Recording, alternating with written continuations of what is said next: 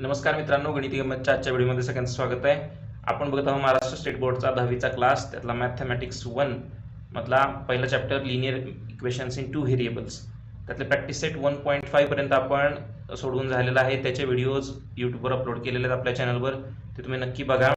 आणि आज आपण बघणार आहे प्रॉब्लेम सेट 1. तर चला सुरुवात करूया प्रॉब्लेम सेट 1 ला. पहिला प्रश्न आहे प्रॉब्लेम सेट 1 मध्ये, तर to draw graph of 4x + 5y = 19, find y when x = 1. आपल्याला इक्वेशन दिलंय आणि x 1 असताना आपल्याला काय सांगितलंय, x ची किंमत 1 असताना फाइंड y. तर कसं करायचं, साधं सोपं आहे. आपल्याला इक्वेशन दिलंय 4x + 5y = 19. मग 4 × x च्या ऐवजी काय टाकायचं, 1 लिहायचं, प्लस 5y = 19. 4 × 1 = 4 अधिक 5y = 19.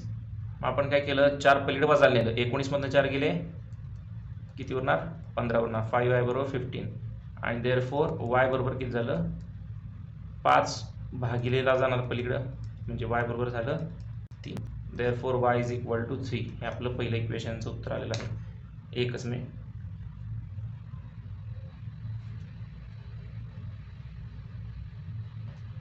हां, तर बघा दुसरा प्रश्न बघा, for simultaneous equations in variables x and y, dx = 49, dy = -63 and d = 7. what is x? तर x ची किंमत काय असते बघा, डिटर्मिनंट मध्ये x ची किंमत असते dx/d ही किंमत असते. इथं आपल्याला dx किती दिलाय, dx दिलाय 49 आणि d ची किंमत किती दिली आहे, 7. त्यामुळं 7 काय येणार, 7 × 7 = 49, x ची किंमत येणार 7.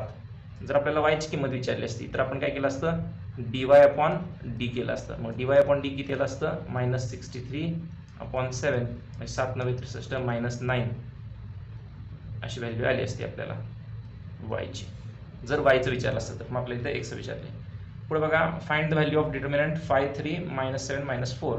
मग आता आपण काय करायचं, 5, 3, -7, -4 आधी डिटर्मिनंट ड्रॉ करूया. जर आम्ही हे याचा साईज छोटा करतो, 5, 3, -7, -4. तर हा डिटर्मिनंट बघा, आपण कसं डिटर्मिनंट सॉल्व्ह करतो, 5 × -4 -3 × -7. बघा, 5 × 20 -20 -7 × 21 -21. तर -20 मायनस झाले +21, -20 + 21 झाले 1. आपलं आन्सर आलं 1. आपलं याचा आन्सर येणार आहे 1. पुढे गेलं 1 डी ला. पुढं, to solve x + y = 3, 3x - 2y -4 = 0 by determinant method, find d. d ची व्हॅल्यू काढायला सांगितली. आधी आपण इक्वेशन लिहून घेऊया. x + y = 3. आता आपल्याला डिटर्मिनंट मेथडने काढायचं म्हटल्यावर a b c माहित पाहिजे. हा a1 झाला, हा b1 झाला आणि हा झाला c1. आता आपल्याला काय विचारलं, दुसरं इक्वेशन काय, 3x - 2y -4.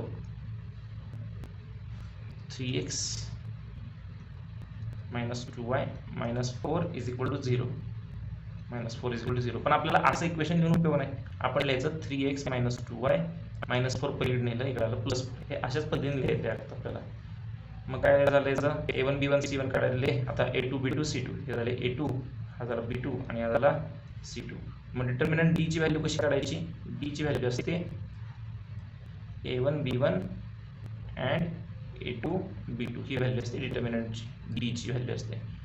मग a1 किती आहे, a1 आहे 1, b1 किती आहे 1, a2 किती आहे 3 आणि b2 किती आहे -2.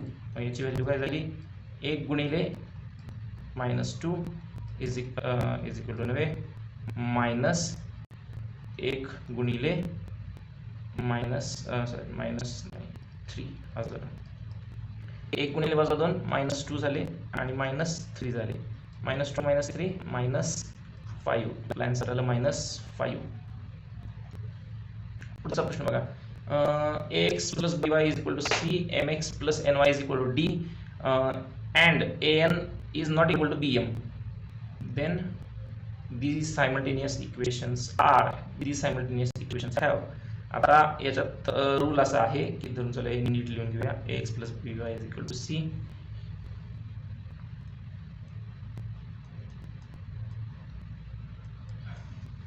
आणि दुसरा आहे mx + ny = काय लिहिले, डी डी हे आपल्याला दिलेलं आहे.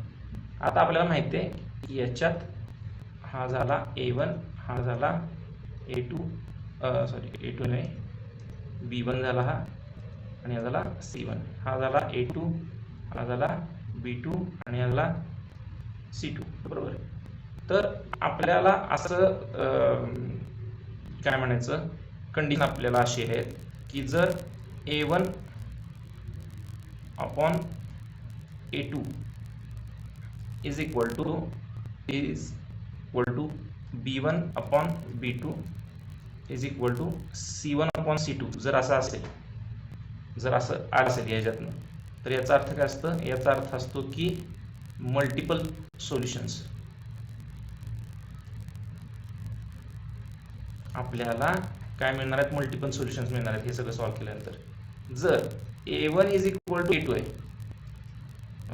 A1 upon A2 is equal to B1 upon B2 आहे, परंतु हे C1 अपॉन C2 च्या इक्वल नाही आहे, आज जर असेल तर याचा अर्थ असतं की आपल्याला कुठलंही सोल्युशन मिळणार नाही, नो सोल्युशन.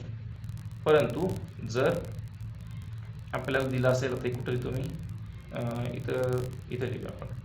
जर आपल्याला असं दिलं की A1 upon A2 is not equal to B1 upon B2, हे जर B1 आणि B2 च्या इक्वलच नसेल काहीच, तर याचा अर्थ आपल्याकडं ओनली वन सोल्युशन असणार आहे. कसं असणार आहे, only one solution. Only one solution म्हणजे युनिक सोल्युशन. आणि आपल्याला बघा इथं काय दिलेलं आहे, इथं दिलेलं आहे A1 अपॉन A2. जरा हे आपण पुढच्याच पेजवर घेऊया, हे सगळं मी जरा पुढच्या पेजवर घेतो म्हणजे आपल्याला नीट लक्षात येईल हे काय केलंय मी इथं.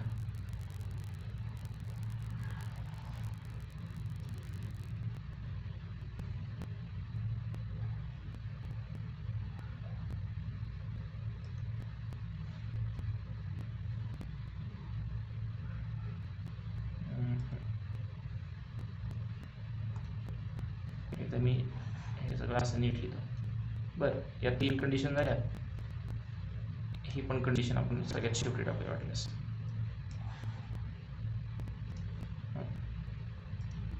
तर या आपल्याकडे 3 कंडिशन असेल की A1 upon A2 is equal to B1 upon B2 is equal to C1 upon C2 असेल तर मल्टिपल सोल्युशन असतात. जर A1 upon A2 is equal to B1 upon B2 असेल परंतु it is not equal to C1 upon C2 असं असेल तर आपल्याला सोल्युशनच मिळत नाही कुठलं. आणि जर A1 upon A2 is not equal to B1 upon B2 असेल तर आपल्याला एकच सोल्युशन मिळतं, कुठलं तर युनिक सोल्युशन, जे आपण इतके दिवस बघत होतो. तर आता इथं बघूया काय कंडिशन आहे आपल्याला. इथं आपल्याला दिलेलं आहे की A1 आपल्याला कुठे दिलं होतं, कंडिशन दिली होती आपल्याला, कंडिशन दिली AN is not equal to BM. काय दिलेली आहे, हा AN is not equal to BN.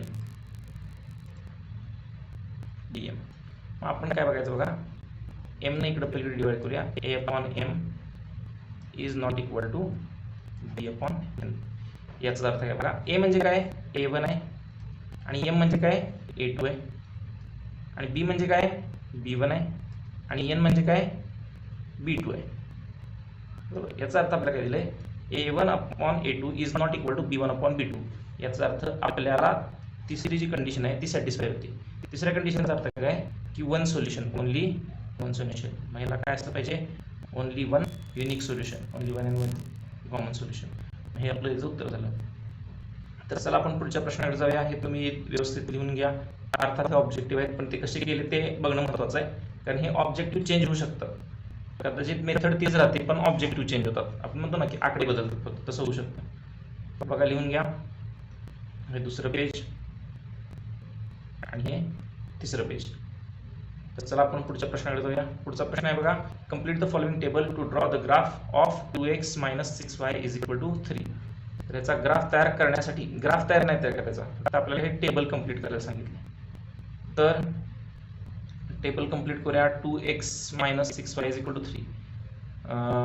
यात पहिल्यांदा आपल्याला x ची किंमत दिली आहे -5. 2x minus 6y is equal to 3 मध्ये आपण 2 इंटू x च्या ऐवजी काय लिहायचं, पहिल्यांदा -5 लिहायचं. -5 minus 6y is equal to 3. मग बघा बे पंचे 10 -10 -6y इज इक्वल टू 3. मग काय झालं, -10 इकडं प्लसला घ्यायचं, -6y is equal to 3 + 10 that is -6y is equal to 13. मग y बरोबर काय झालं, therefore y is equal to 13 upon -6 म्हणजेच y इज इक्वल टू -13/6 बरोबर आहे का बघू एकदा. तर बेपंचे 10 -10 बरोबर आहे आपलं उत्तर.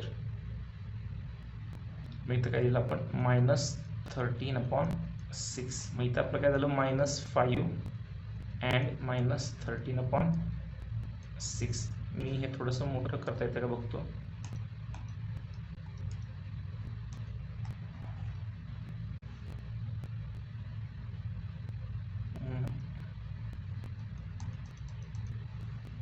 ठीक नाही आपल्याला करत असं काही मोठं. तर आपण बघूया आता पुढच्या ह्याच्याकडं. तर पुढच्या ह्याच्यात आपल्याला काय विचारलंय, तर 2x - 6y is equal to 3 मध्ये आपल्याला सांगितले y ची किंमत इथं 0 पुट करायला सांगितले. 2x - 6 × 0 इज इक्वल टू 3 म्हणजेच 2x - 0 इज इक्वल टू 3. याचा अर्थ x is equal to 2x is equal to 3 therefore x is equal to 3/2. मग याची व्हॅल्यू काय आली 3/2 म्हणजेच याचं इथं खाली याचं 3/2 अँड 0 x y ची व्हॅल्यू झाल्या. तर बघा आपण कसं केलं ते लिहून घ्या. जाऊया आपण पुढच्या प्रश्नाकडे. पुढचा प्रश्न बघा, solve the following simultaneous equations graphically, ग्राफचा वापर करून सोडवायचे. तर आपण याच्या आधी बघितले, बघूया कसं करायचं. तर पहिलं इक्वेशन आहे 2x + 3y is equal to 12. मग आपण पहिल्यांदा इथं लिहायचं x, इथं लिहायचं y आणि मग खाली लिहायचं xy. आता आपण काय करायचं, दुसरं इक्वेशन आहे x - y is equal to 1. मग आपण x इथं लिहूया, y इथं लिहूया आणि खाली x y च्या ज्या काही किमती येतील त्या लिहायच्या. मग बघा x ची किंमत आपण काय म्हटलं दरवेळेस पुट करायची. बघा जो मोठा असेल त्याची पुट करायची, ज्याचा कोइफिशियंट मोठा असेल त्याची किंमत पुट करायची. मोठा कोइफिशियंट आहे 3चा, 3 ची किंमत पुट करून बघायचं. मग 3 च्या ऐवजी आपण पहिल्यांदा 0 लिहून ठेवूया, 0 लिहून बघूया. मग y च्या ऐवजी 3 च्या ऐवजी नव्हे, y च्या ऐवजी 0 लिहूया आपण. मग suppose y is equal to 0. मग y इज इक्वल टू 0 असताना 2x + 3 × 0 इज इक्वल टू 12 झालं. देअरफॉर 2x प्लस हे झालं 0 therefore is equal to 12. x is equal to काय होणार 6. याचा अर्थ x 0 असताना y ची किंमत किती येते, सॉरी y 0 असताना x ची किंमत किती येते 6. मग आता y ची किंमत आपण काय करूया 1 ठेवून बघूया. 1 ठेवून बघितल्यावर काय होतं बघा, 2x + 3 × 1 इज इक्वल टू 12. मग 3 के 3 आणि 3 पलीड नेऊया. 2x is equal to 12 - 3. मग 2x इज इक्वल टू काय होणार, 12तून 3 गेले 9. x इज इक्वल टू काय होणार 9/2. पण 9/2 आपल्याला नको आहे. का नको आहे, का तर 9/2 आपल्याला ग्राफिकली आपण ड्रॉ नाही करू शकत, त्यामुळे 9/2 घ्यायचं नाही. मग हे सगळं आपण काढून टाकूया. y इज इक्वल टू 1 घेऊन चालणार नाही. मग y इज इक्वल टू 2 घेऊन चालतंय का बघूया आपण. मग y इज इक्वल टू आपण 2 घेऊन बघूया. y इज इक्वल टू 2 घेतल्यावर काय होतं बघा, 2x + 3 × 2 is equal to 12. 2x + 3 दुनी 6 is equal to 12. Therefore 2x is equal to 6 पलीकडे वजायला गेलं 6 झालं, 12 मधून 6 गेले 6 राहिले. x बरोबर काय आलं 2 त्रिक 6. x ची किंमत काय आली 3. इथं 6 आली, तिकडे आली 3. y ची किंमत जर 2 असताना x ची किंमत येते 3 येते. आता लक्षात घ्यायचं इथं 0 ला आलं, इथं 2 ला आले म्हणल्यावर पुढे 2 न वाढत चालले म्हणल्यावर इथं 4 येणार आहे.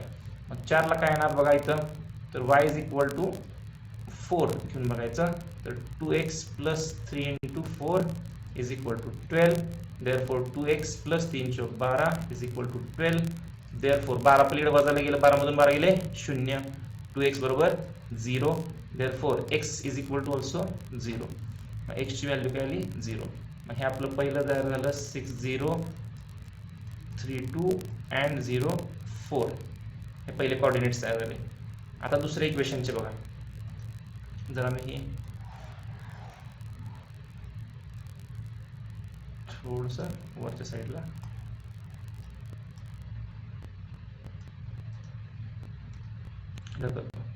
आता आपण बघूया याच्यातले x minus y is equal to 1 मधले. आता x मायनस वाय मध्ये कशालाच कोएफिशियंट नाही आहे, इथं x ला पण नाही कोएफिशियंट, म्हणजे 1 सोडून, आणि y ला पण कुठला मोठा कोएफिशियंट नाही. मग आपण काय करायचं, कुठलं पण x ची किंमत सरळ 0 1 2 अशी पुट करून टाकायची. मग x इज इक्वल टू पहिल्यांदा काय करायचं 0, x 0 असल्यावर काय झालं 0 minus y is equal to 1, therefore minus y is equal to 1, therefore y is equal to minus 1. बरोबर, x 0 असताना y ची किंमत किती आली -1. 0 मायनस 1 हे पहिलं कोऑर्डिनेट. दुसरं x ची किंमत आपण 1 पुट करूया. मग 1 minus y is equal to 1, therefore minus y is equal to, एक पलीकडे वजाला नेलं तर काय होणार 1 वजा 1 0, minus y is equal to 0, therefore y is equal to 0. x ची किंमत 1 असताना y ची किंमत किती होती 0, देअरफॉर 1 and 0. तिसरं x ची किंमत आपण 2 पुट करूया. x ची किंमत 2 पुट केल्यावर 2 minus y is equal to 1, therefore minus y is equal to 1 minus 2 इकडे झालं. आता 1 मायनस 2 काय असते -1, therefore y is equal to 1.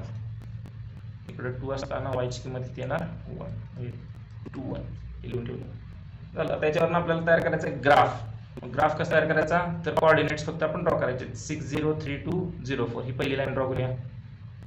पहिली लाईन ड्रॉ करूया 6 0, आधी कोऑर्डिनेट्स पॉइंट आउट करूया. 6 0 6 आणि 0 इथं आला, बरोबर. दुसरा कुठला होता 3 2 0 4.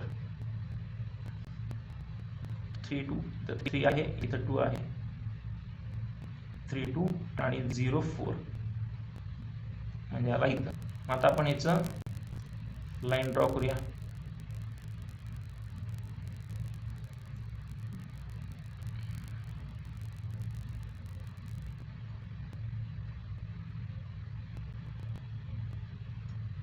याची लाईन ड्रॉ केली.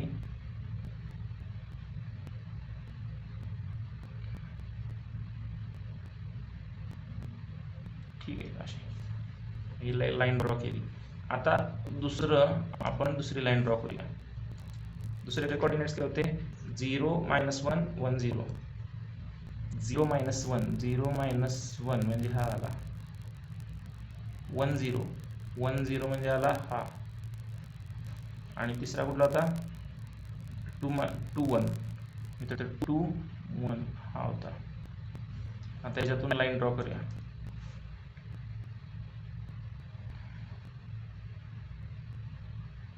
तर ही लाईन ड्रॉ केली. जरा खालच्या साईडला थोडीशी एक्सपांड करूया. बरोबर, ही लाईन आपण एक्सपांड केली आणि आपण काय करूया, याला एरो ड्रॉ करूया मस्तपैकी. असे एरो ड्रॉ करायचे. इथं कोऑर्डिनेट्सचे आपण पॉइंट लिहावेत कसे.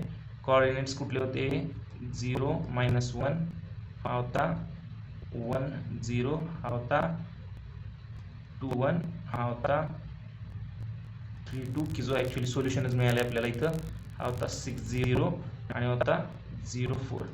तर पहिलं इक्वेशन होतं काय होतं 2x + 3y.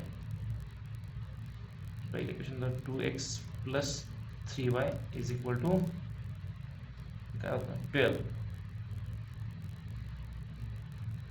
आणि दुसरं इक्वेशन होतं x - y is equal to 1. मग आता इथं खाली तुम्ही इथं स्केल लिहायचं. स्केल काय आहे तर स्केल जे काय असेल ते on x axis 1 centimetre is equal to 1 unit वगैरे असं लिहायचं. ते आता इथं जनरली नाही लिहिलं तरी काय फरक पडत नाही, कारण आपण 1 1च्याच डिफरन्सनं घेणार असतो, पण तरी पण लिहिलेलं बरं असतं. आपल्याला आता सोल्युशन काय मिळालं तर सोल्युशन इज, इथं लिहितो मी देअरफॉर. मग सोल्युशन काय मिळालं बघा, कुठल्या पॉईंटला इंटरसेक्ट झाले तर ह्या पॉईंटला 0 3 या पॉईंटला 3 2 या पॉईंटला इंटरसेक्ट झाले. सोल्युशन काय असलं पाहिजे 3 2 xy इज इक्वल टू 3 2 हे आपलं सोल्युशन असलं पाहिजे. हे झाला पहिला ग्राफ. तर बघा, ग्राफ काढायला तुम्हाला झालं पाहिजे, पण हे प्रोसेस ती एकदा तुम्ही बघून घ्या. तर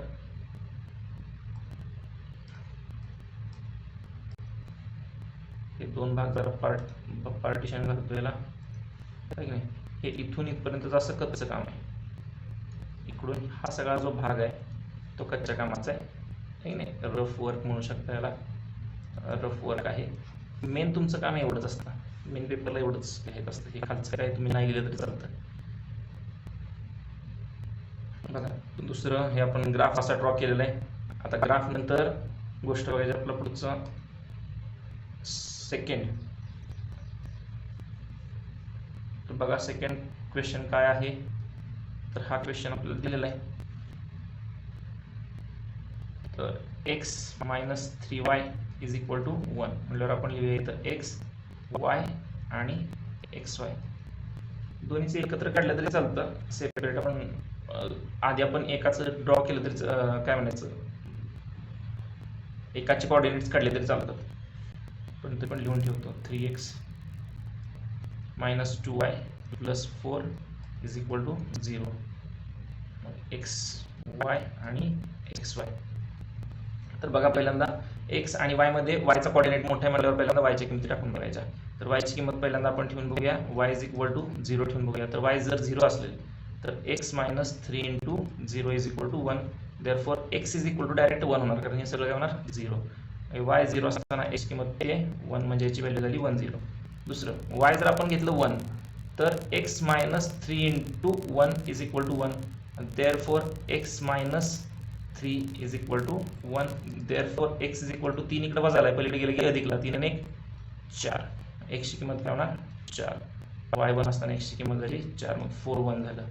आणि तिसरं y ची किंमत आपण घेऊन बघूया 2. मग x minus 3 into 2 is equal to 1. मग x minus 6 is equal to 1. therefore x is equal to 6 minus ला पलीकडे गेली की प्लस ला 1 plus 6 7. 7 झालं. काय झालं, y ची किंमत 2 असताना x ची किंमत झाली 7. 7 आणि 2 हे झालं. आता खालचं इक्वेशन बघूया आपण. खालच्या इक्वेशन मध्ये बघा पुन्हा काय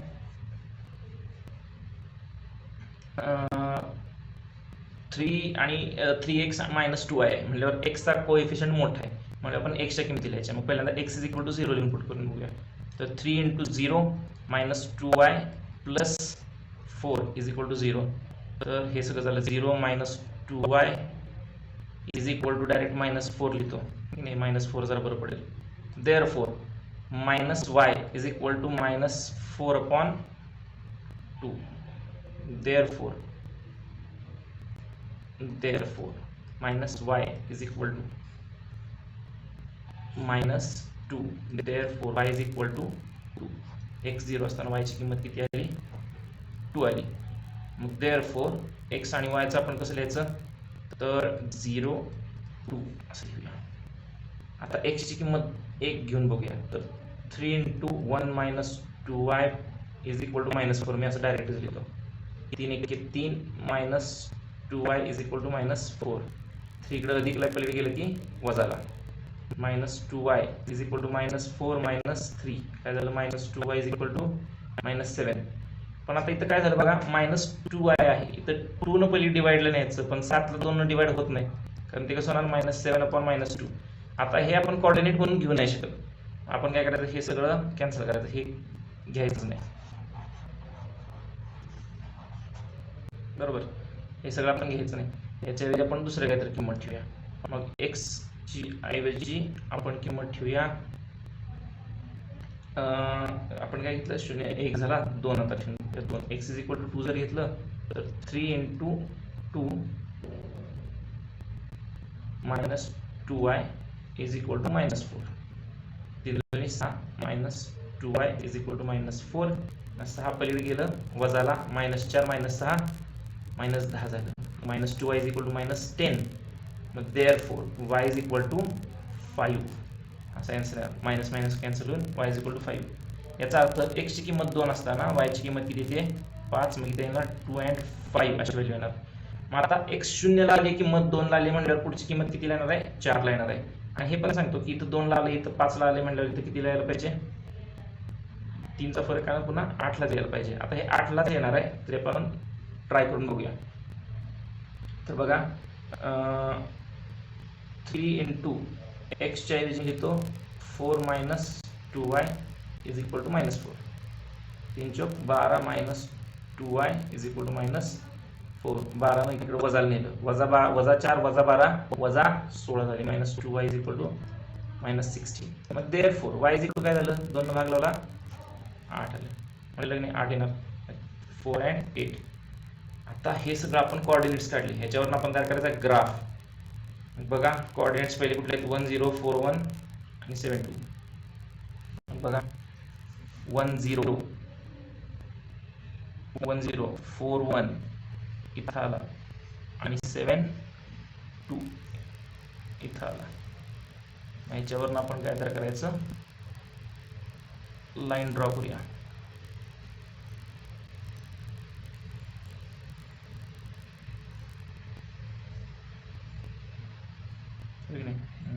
जाते बरोबर, ठीक आहे. याची लाईन ड्रॉ केली आणि मागपर्यंत ही अशी उरली लाईन. आता दुसरं काय कोऑर्डिनेट्स आपले 0 2 2 5 4 8. 0 2 2 5 4 8. 0 2 इथं आलं, 2 5 इथं आलं आणि 4 8 इथं आलं. मग आपण आता लाईन ड्रॉ करूया.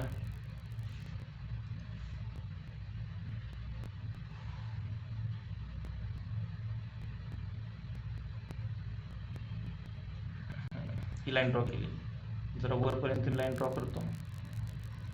अरे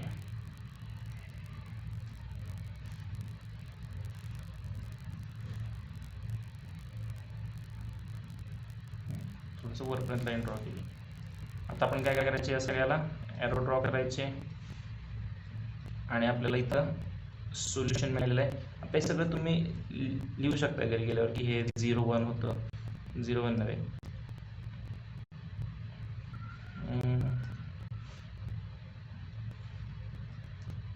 हे इथं 1 0 होतं आणि हे काय होतं 4 1 होतं, 4 1. हे काय आहे 7 2 आहे, हे आहे 0 2 आहे, हे आहे 2 5, हे आहे 4 8. आणि हे पहिली जी लाईन होती ती होती x - 3y is equal to 1. x - 3y is equal to 1. आणि पुढची लाईन कुठली होती, 3x - 2y plus 4. 3x - 2y plus 4 is equal to 0. हे सगळे लिहायचं. आता इथं आपल्याला काय मिळालं, सोल्युशन मिळालं. इथं आपल्याला मिळालं सोल्युशन. हे सोल्युशन काय आहे, तर -2 -1 -2 -1 हे झालं आपल्याला सोल्युशन. देअरफॉर इथं आपण लिहायचं, therefore solution is -xy is equal to -2 -1 झालं. हे आपलं सोल्युशन तयार झालंय. मग हे बाकीचं पुढं स्केल वगैरे ते सगळं आपण लिहायचं. पुढचा प्रश्न जरा मागचं तुम्हाला बघायचं असेल नाही का, हां, तर हे आपण असं सॉल्व्ह केलेलं आहे.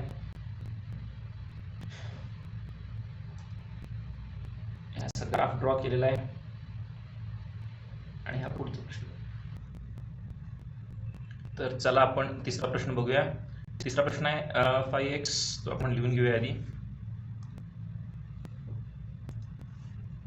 तर 5x - 6y प्लस 30 आहे इज इक्वल टू 0. मग याचा अर्थ काय झाला, इज इक्वल टू -30 असलं पाहिजे. तर बघूया काय करायचं, किंवा इथे ॲडजस्ट केलं तरी चालतं, काय अडचण नाही. मग आपण पहिल्यांदा x y आणि xy असे कोऑर्डिनेट्स काढायचे.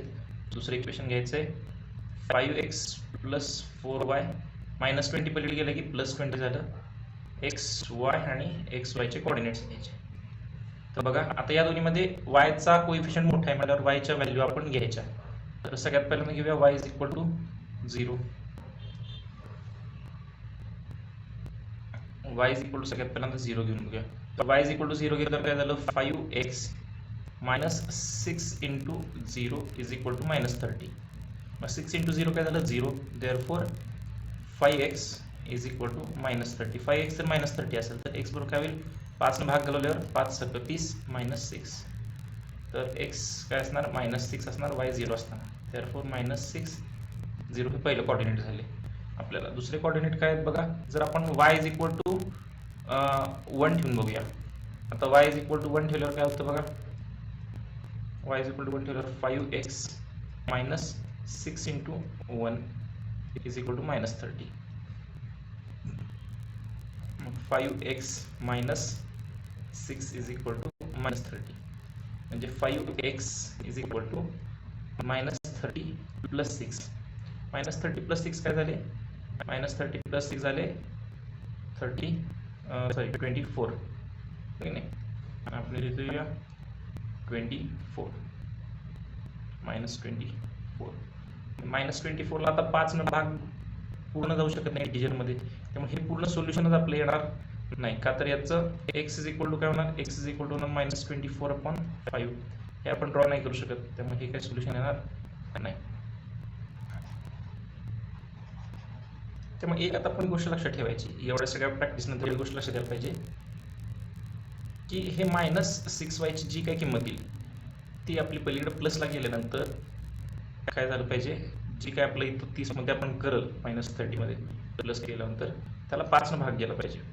याचाच अर्थ हे आपलं काय असलं पाहिजे, एक तर -6 जे -6 झालेलं आहे ते त्याच्या जोडीला 5च्या पटीला संख्या पाहिजे. एक तर 0 असलं पाहिजे, इथं पण 0 असताना आलं, किंवा इथं 5 असलं पाहिजे. मग जर y = कारण जर 5 घेतलं तर 5 सख्ख 30 होणार, आणि 30 आणि 30 5च्या पटीत राहणार. ते लक्षात आलं का. मग हे 5च्या पाड्यातच नेहमी राहिलं पाहिजे.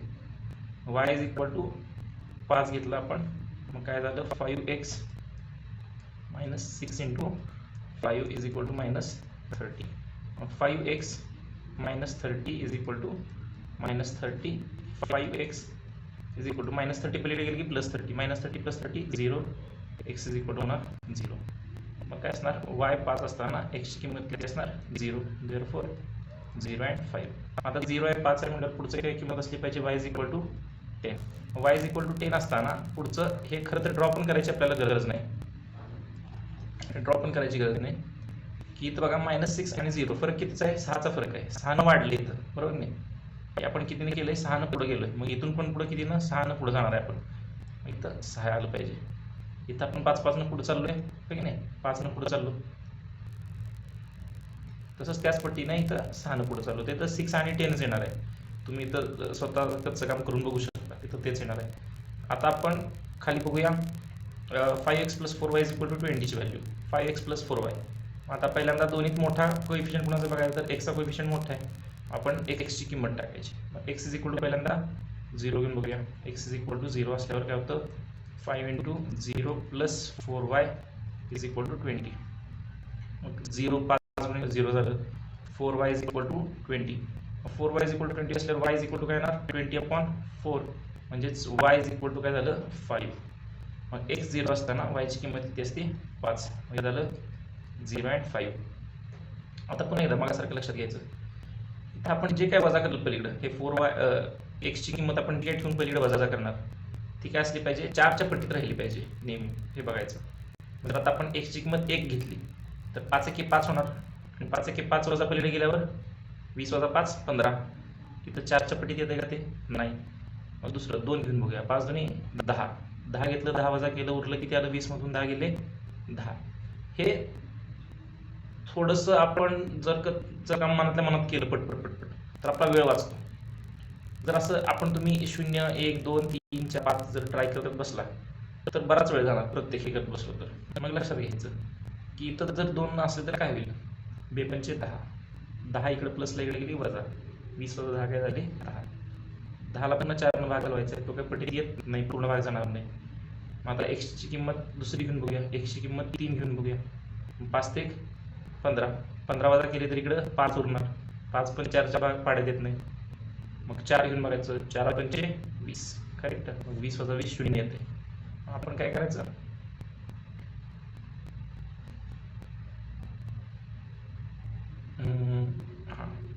तर 5 × x ची किंमत काय घेऊन बघायची, x ची किंमत घेऊन बघायची 4. तर काय बघायचं झालं, 5 × 4 plus 4y is equal to 20. 5 चौक 20 plus 4y is equal to 20. 20 वजा गेलं 20 minus 20 0. 4y is equal to 0. Therefore y is equal to 0. ही दुसरी किंमत मिळाली. x ची किंमत 4 असताना y ची किंमत किती आहे 0. मग इथं 4 0 झाले. मग इथं 4 न वाढलं बरोबर. मग पुढं पण कितीनं वाढायला पाहिजे 4 न वाढल्यावर काय होणार 8. इथं बघा 5 न कमी झालं म्हटलं आता इथं पण कितीनं कमी व्हायला पाहिजे 5 न कमी व्हायला पाहिजे. इथे यायला पाहिजे -5. इथं x ची किंमत 8 पुट करून बघा y ची किंमत -5 येणार आहे तुम्हाला. मग हे थोडेसे शॉर्टकट आहेत. मग आता अजून 1-2 शॉर्टकट सांगू शकतो पण कसं होतं फार शॉर्टकट झालं की मग तुम्ही मेन मेथड विसरून जाल काय मग नाहीतर हे एवढं सगळं करण्याची पण गरज नसते. आता फॉर एक्झाम्पल्स म्हणून सांगतो. जर आता आपण पहिल्यांदा y ची किंमत 0 घेतली. y ची किंमत 0 घेतल्यानंतर बघायचं इथं जेव्हा कुठं असं असतं की 5 सक्क 30 असं आलेलं आहे किंवा 4 पंचे 20 असं आलेलं आहे. असं जेव्हा कुठे येतं बघा इथला 5 घ्या. 5 कोएफिशियंट आहे आणि इथला 6 कोएफिशियंट आहे पहिला 5x - 6y मध्ये. तर 5 किती येते इथे येते 30. इथं या दोन्हींचा जो गुणाकार आहे इथं हे बघा 5 × -6 किती येते 30. यांचा दोन्हीचा गुणाकार किती येतोय 30 येतोय. अशा वेळेस पहिलं जे कोऑर्डिनेट असतं वायचं जे पहिलं हे असतं ते नेहमी 0 आणि दुसरं काय असतं एक्सचा कोएफिशियंट असतो तो वायचा कोऑर्डिनेट असतो. हेच असं लक्षात ठेवायचं. तिसरं तर आपोआप निघणार आहे. इथं पण तेच झालंय बघा. इथं आले 5 इथं आले 4 5 चौक झाले 20. याचा अर्थ काय की वायचा जो किंवा एक्सचा किंवा वायचा कुठला पण घ्या जर एक्सचा पहिला कोऑर्डिनेट काय असणार 0 असणार आणि वाय आणि त्याच वेळेस वायचा कोऑर्डिनेट कुठला असणार वायचा कोऑर्डिनेट असणार 5. ह्याचा कोएफिशियंट जो असतो तो वायचा कोऑर्डिनेट असतो. जेव्हा पुन्हा आपण काय घ्यायचा जो वायचा कोएफिशियंट आहे तो एक्सचा दुसरा कोऑर्डिनेट घ्यायचा. अशा वेळेस वाय होतं 0. हे असं एकमेकात क्रॉस आहे ते. आणि तिसरं काय तुम्ही त्यांच्या पुन्हा टप्प्याटप्प्याने तिसरं काढू शकता. पण हे कसे शॉर्टकट कधी उपयोगी पडतात कधी उपयोगी नाही पडत असा विषय येतो. वापरणं दरवेळेस काय त्याचा वापर करणं योग्य नाही. म्हणजे 8 - 5 असं येणार याचं. मग आपण ड्रॉ करून बघूया. इथं काय आलं होतं 6 and 10 आलं होतं. -6 0 0 5. मग बघा -6 0 -6 0 0 5 0 5 आणि तिसरं काय होतं 6 10 6 10. मग इथं 6 10 आलं इथं बघा. आपण लाईन ड्रॉ करूया.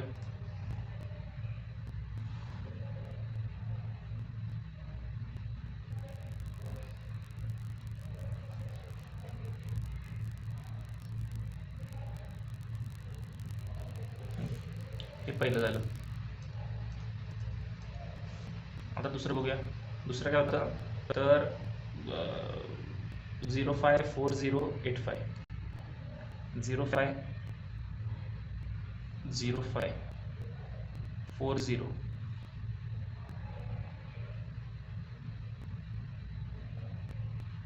4 0 आणि 8 5 8 -5 आहे ते.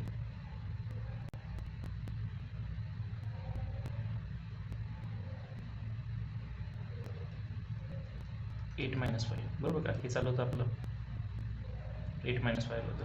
तर ठीक आहे आपण लाईन ड्रॉ करून बघूया.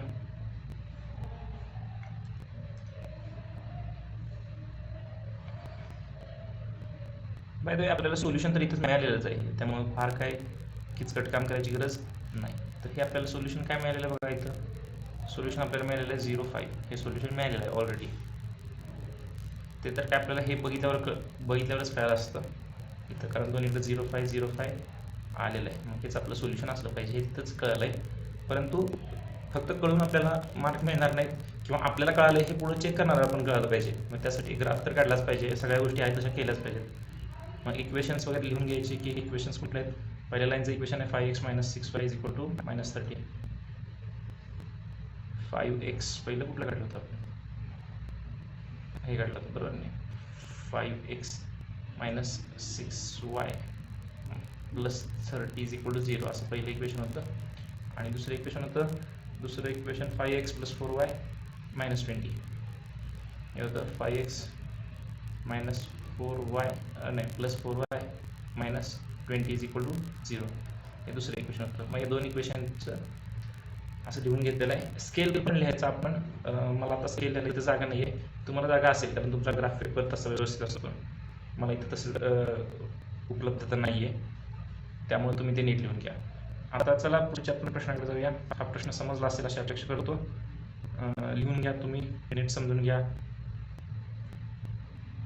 आणि हा ग्राफ पण नीट लिहून घ्या. तर एक मिनिट, पुढच्या प्रश्नाकडे जाऊया आपण. पुढचा प्रश्न बघा. 3x minus y minus 2 is equal to 0. हे मी असंच ठेवलं तरी चालतं, काय अडचण नाही. तुम्ही मला मग असं तुम्ही सर 2 पलीकडे नेताय म्हणून बहुतेक फास्ट होते, तसं काही नाही. तुम्ही 2 इकडे ठेवलं तरी इकडे ठेवलं तरी चालतं. एक्स वाय आणि एक्स वायचे कॉर्डिनेट्स आणि पुढचं आहे 2x plus y is equal to 8 x y आणि एक्स वायचे कॉर्डिनेट्स आपण पहिला लिहून घेऊया. बघा दोन्हीमध्ये कॉर्डिनेट्स मोठा कोणाचा आहे, 3चा कॉर्डिनेट मोठा आहे म्हणजे आपण काय करायचं, 3चे कोएफिशियंट लिहायचे. 3चे कॉर्डिनेट्स पहिल्यांदा घ्यायचे. 3ची व्हॅल्यू 3चे म्हणतोय मी, एक्सचे कॉर्डिनेट पहिल्यांदा घ्यायचे. मगापासून चुकून मी सारखं 3 म्हणतोय. एक्सचे कॉर्डिनेट्स पहिल्यांदा घ्यायचे. तर suppose x is equal to 0. जर एक्स आपण 0 घेतला तर 3 into 0 minus y minus 2 is equal to 0. 3 into 0 0 minus y minus 2 is equal to 0. Therefore minus y is equal to 2 आणि वाय इज इक्वल टू काय असणार -2. बरोबर. तर पहिली किंमत मिळालेली आहे एक्स 0 असताना, वायची किंमत आहे -2. हे 0 -2 आहे.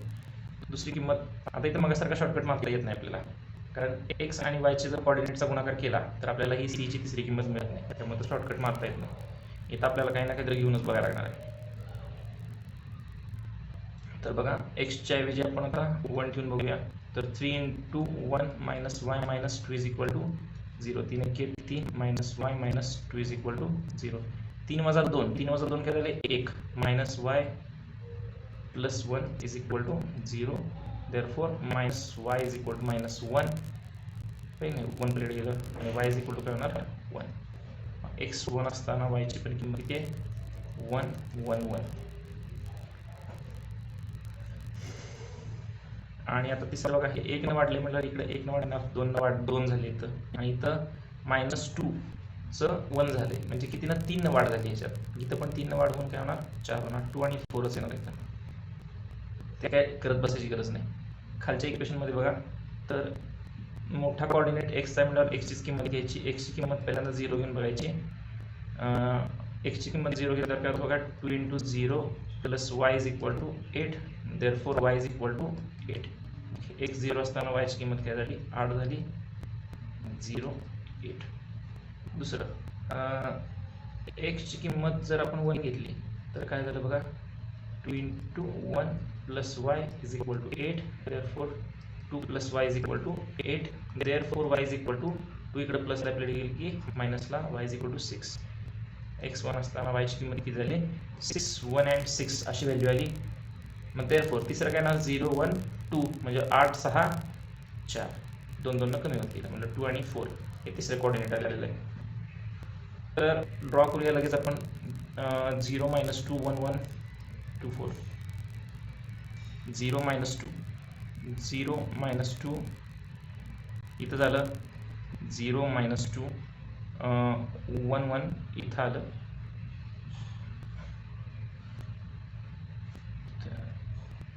1 1 आणि 2 4 2 4 इथं आलं 2 4. आपण याची लाईन ड्रॉ करूया.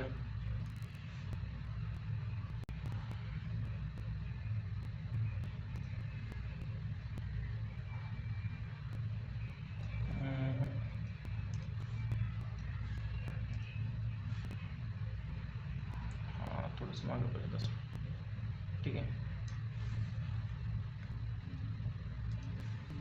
तर बघा आता दुसरे कॉर्डिनेट्स कुठले आहेत बघा. दुसरे कॉर्डिनेट्स आहेत 0 8 1 6 2 4. 0 8 0 8 1 6 1 6 इथं आला आणि 2 4 इथं आला. मगासारखंच झालं, आपल्याला काय केलं, इथंच आपल्याला सोल्युशन मिळालेलं आहे.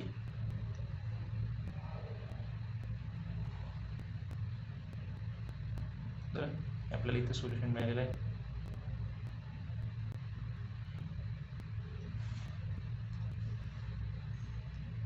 तर आपण त्याचे इक्वेशन्स वगैरे लिहून घ्यायचे आणि खाली लिहून घ्यायचं solution is equal to, solution काय आहे.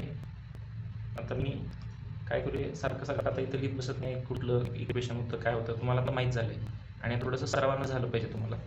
मी तुम्ही डायरेक्ट लिहितो, देअरफॉर सोल्युशन इज, काय सोल्युशन आहे, XY इज इक्वल टू 2, 4. बघा कसं केलं ते, हे काम खरं तर महत्त्वाचं आहे. यात ग्राफ काढायला येतो, बऱ्यापैकी येतो, काही अडचण नसते. हे काम महत्त्वाचं आहे, हे काम सगळ्यांना आलं पाहिजे. बरं, असा ग्राफ तयार करायचा. ग्राफ मी इक्वेशन लिहिलं नाही, तुम्ही इक्वेशन लिहा, इक्वेशन कुठलं आहे काही नाही. या इक्वेशनची, ही लाईनचं इक्वेशन काय, या लाईनचं इक्वेशन काय ते लिहा. स्केल, अरे हे स्केल इथं असा बॉक्स करून स्केल तुम्ही लिहा तिथं, करेक्ट. आणि मग आपण पुढच्या प्रश्नाकडे जाऊया. 5, पहिला काय 5वा प्रश्न आहे, तर 3x + y is equal to 10. मग आपण यात XY आणि XYच्या व्हॅल्यू कॉर्डिनेट्स लिहूया आणि x - y is equal to 2 आहे. XY आणि XYच्या आपण कॉर्डिनेट्स लिहूया. तर इथं आपण एक्सच्या, बघा एक्सचा कॉर्डिनेट, एक्सचा कोइफिशियंट मोठा आहे म्हणल्यावर एक्सच्याच किमती टाकूया. एक्सची किंमत पहिला लिहूया 0. x 0 असल्यावर पहिलं काय झालं 0.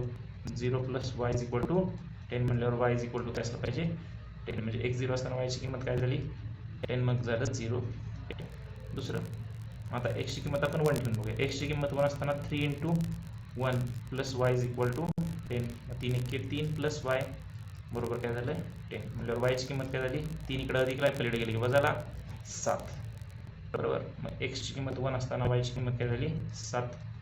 1 and 7. आता तिसरं 0, 1 आहे, 2 आहे, 10 आणि नंतर आलं 7, म्हणजे 3 कमी झालं. आता इथून पुढे पण 3 कमी होणार, 4 येणार, 2 4 येणार.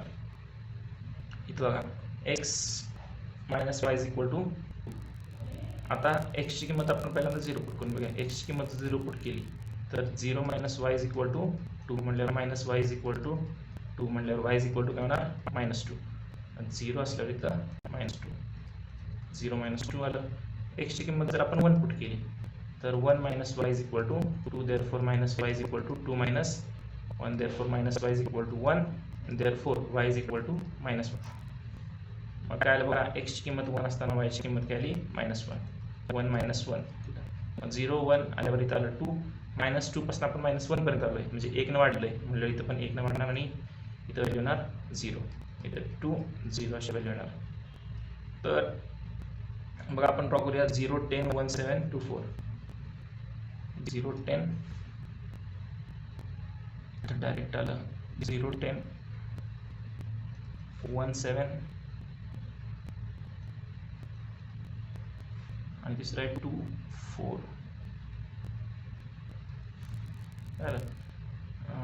थांबा जरा ही लाईन आधी ड्रॉ करून घेऊया.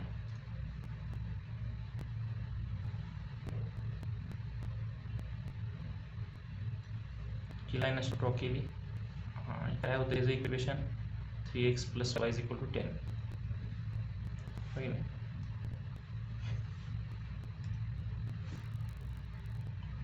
3x + y is equal to 10 हे याचं इक्वेशन होतं. दुसरं बघूया 0 - 2 1 - 1, 0 - 2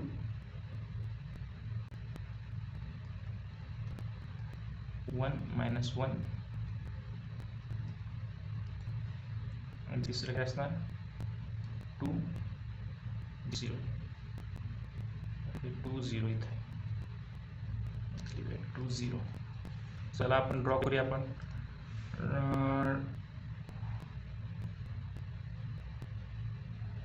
बघा आपण अशी ड्रॉ केली आणि ड्रॉ केल्यानंतर थोडंसं मागं करून घेतो. एरो वगैरे ड्रॉ करा.